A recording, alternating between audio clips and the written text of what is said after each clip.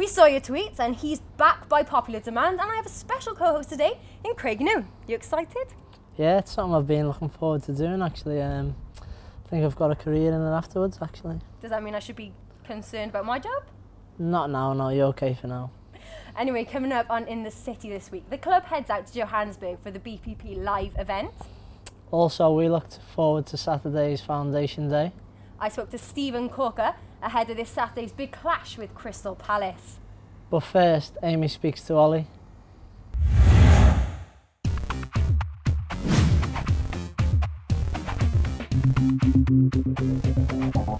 The importance of this result, because West Brom would have been away 6 points, and that's difficult to catch in 6 games.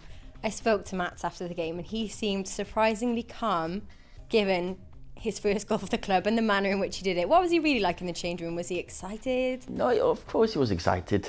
He was delighted, excited, everyone was, but he's a very sensible boy. He doesn't take off and thinks he's a superstar because he scored a goal. He knows he needs to work on his finishing. He knows he could have squared it / scored a goal before when he came through on an angle.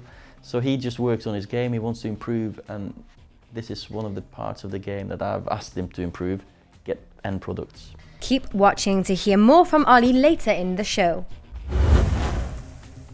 Steven Corker shared his thoughts ahead of facing a Palace side that are coming to Cardiff on the back of that victory over Chelsea last weekend. Yeah, I think they'll come into the game with a lot more confidence than they necessarily would have. But I think looking at the table, they know they're far from safe, so they'll see it as an important game. And we know Tony Pulis's style well. He's very direct. So we'll set up to to stop that. And I said to stick to our own game plan and be confident that we've got enough talent in our squad to go and beat theirs. We urge the fans to do the same, because I think with the atmosphere that we've created for home games like Man City this season and so many more, then it's intimidating for the opposition. So we're going to treat it as a cup final. Of course, if we was to lose, we wouldn't be mathematically out of it, but it would obviously give us a steeper mountain to climb. So we're going into the game thoroughly believing we could win, and going to leave everything out on that pitch. Robbie Fowler said it. The Premier League needs Cardiff City, and Steven went on to tell us how he and the rest of the team both want to and deserve to stay in the Premier League. Yeah, we feel so. I feel, yes, we've had difficult times, and we've had some below par performances. We've got an honest bunch of lads who all hold their hands up to that. But I feel that we've had so many games where it might have been a little bit unlucky, or that little bit of experience that has cost us. But we've had a big transition period, and I feel now, I said with the last 4 to 5 performances, I feel since Hull we bounced back, showed a lot of character, and we deserve to be in this Premier League.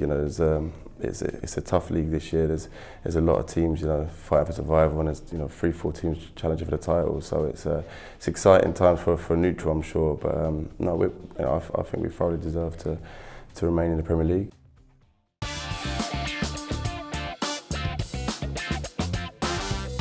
We took Craig Noon onto Queen Street this week to help promote Saturday's Foundation Day.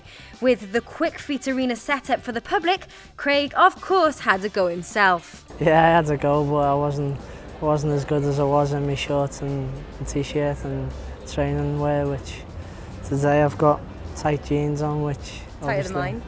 Yeah, problem. Could say, yeah. But obviously it's not very mobile to get around the quick feet zone, so.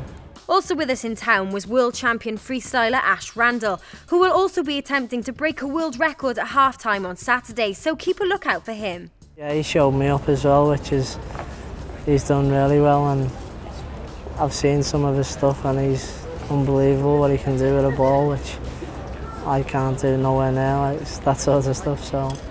We asked Noonie, Corks and the gaffer about Foundation Day and the importance of giving back to our local communities. For me, it's very, very important that we show that we care, that we do our bit, and knowing these lads, knowing the players and the foundation, we've played our part. The cause is great, and I've been down and seen a lot of the futsal stuff myself, and if that's anything to go by, which is the disability and stuff like that, it's a must for everyone involved, because if you took that away from them, it'd be gutting really, and obviously we don't want that, so that's why we've came up with the the donation from the players and the staff and the fans and everyone else doesn't want that, so that's the main reason behind it. There's always time for charity. I think, regardless of our situation off the pitch, we can always help the less privileged as such. There's as the ambassador of the disability squad myself, I've been down there and took a lot of sessions and see the kids there and see how much work goes into them and effort goes into them, and what a fantastic job the parents do. So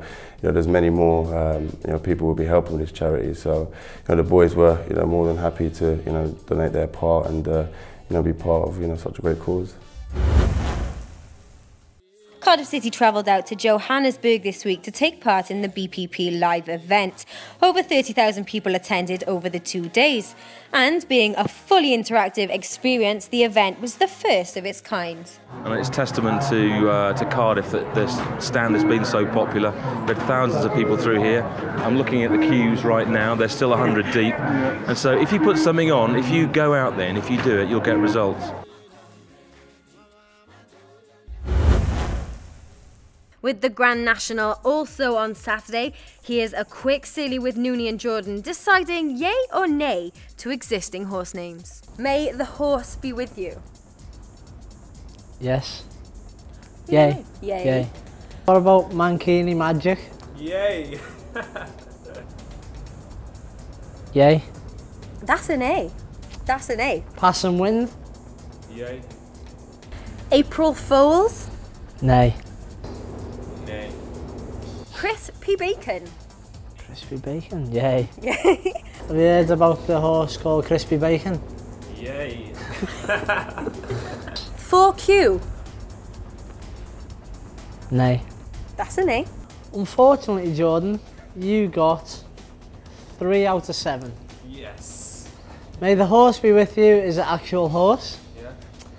Pass and Wind is an actual horse. I got that right, didn't I? Yeah. Mankini Magic, you said yes. Unfortunately, it's not a horse. No. Crispy Bacon, what did you say for that one? Nay. Unfortunately, it is a horse. Serious? Yes. April Fools, you said nay. The answer is nay. If you want a horse, what would you call it? Just to put you on the spot. Well, unfortunately, you got that right as well. Hey!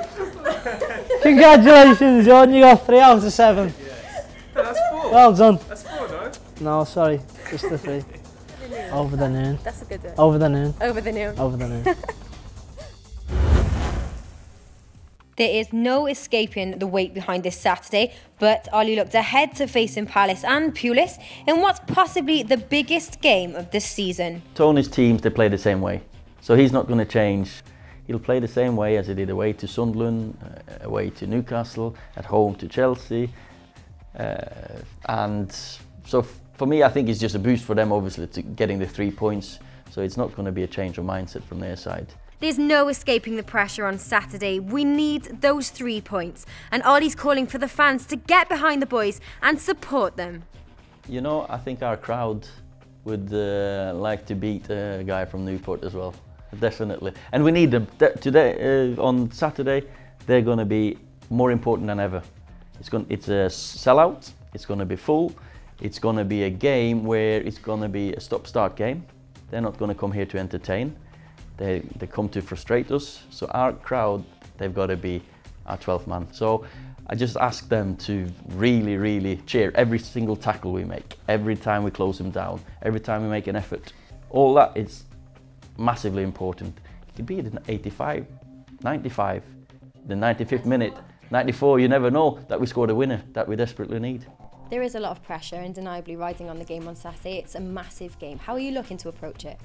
No, you've got to play your own game. You've got to make sure that we earn the right to win this game by playing the right type of football, running more than them. I know they do run a lot, but still, in all the stats I've got, in all the games that I've been manager, we've outrun any team, all the teams.